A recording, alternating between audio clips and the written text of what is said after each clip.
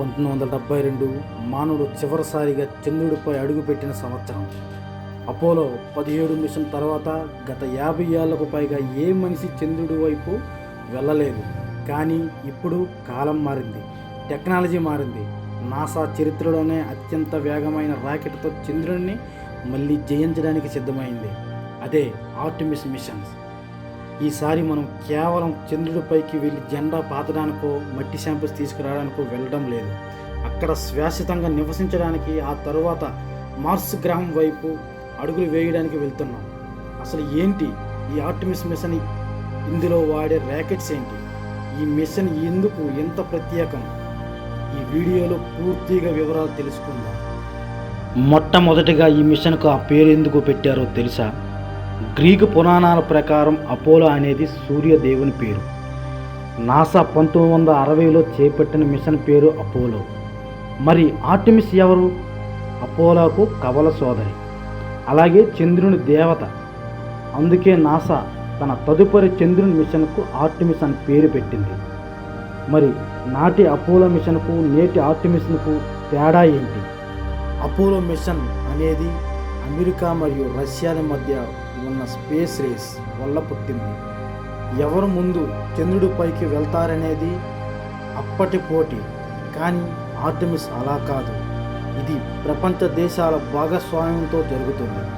అంతేకాదు, అపోలో మిషన్లో కేవలం పురుషులు మాత్రమే చంద్రుడిపైకి వెళ్తారు.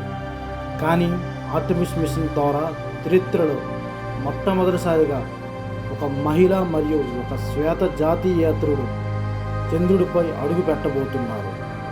ఇంత పెద్ద మిషన్ చేయాలంటే సీదా రాకెట్లు సరిపోవు. ఇందుకోసం నాసా ప్రపంచంలోని అత్యంత శక్తివంతమైన రాకెట్ను తయారు చేసింది. అదే SLS అంటే దీని అర్థం స్పేస్ లాంచ్ సిస్టమ్. ఇది దాదాపు 322 అడుగులు ఎత్తు ఉంటుంది. అంటే ఒక 30 అంతస్తుల భవనం అంతన్నమాట. ఇది లాంచ్ అయ్యేటప్పుడు పుట్టించే ట్రస్ట్ ఎంత ఉంటుందంటే దాదాపు 31 జంబో జెట్ విమానాల ఇంజిన్ను ఒకేసారి స్టార్ట్ అయితే ఎంత పవర్ వస్తుందో అంత పవర్ వస్తుంది. ఈ ర్యాకెట్ పైన కూర్చునే వ్యోమగాములు ప్రయాణించే క్యాప్సూల్స్ పేరే ఓరియన్. వ్యోమగాములు చంద్రుడి దాకా వెళ్ళి సురక్షితంగా భూమికి తిరిగి రావడానికి అవసరమైన అన్ని రక్షణ కవచాలు, ఆక్సిజన్ మరియు కమ్యూనికేషన్ సిస్టమ్ ఈ ఓరియన్ క్యాప్సూల్స్లో ఉంటాయి. భూమి వాతావరణంలోకి తిరిగి వచ్చేటప్పుడు ఇది దాదాపు 2800 సెల్సియస్ వేడిని తట్టుకోగలదు. ఆర్టెమిస్ మిషన్ను నాసా ఒకేసారి చేయడం లేదు. ఇది 3 దశల వ్యూహం. 1 ఆర్టెమిస్ 1. ఇది ఒక అన్మ్యాన్డ్ మిషన్. అంటే ఇందులో మనుషులు ఉండరు. కేవలం రాకెట్ మరియు ఓరియన్ క్యాప్సూల్స్ సరిగ్గా పనిచేస్తున్నా లేదో చూడడానికి 2022 చివరిలో దీనిని ప్రయోగించారు. ఆర్టెమిస్ 2. ఇది మనుషులతో కూడిన మొదటి మిషన్.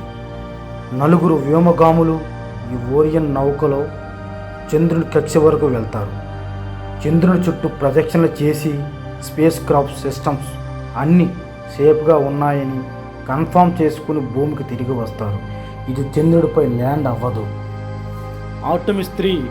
ఇదే అసలైన మ్యాజికల్ మూమెంట్.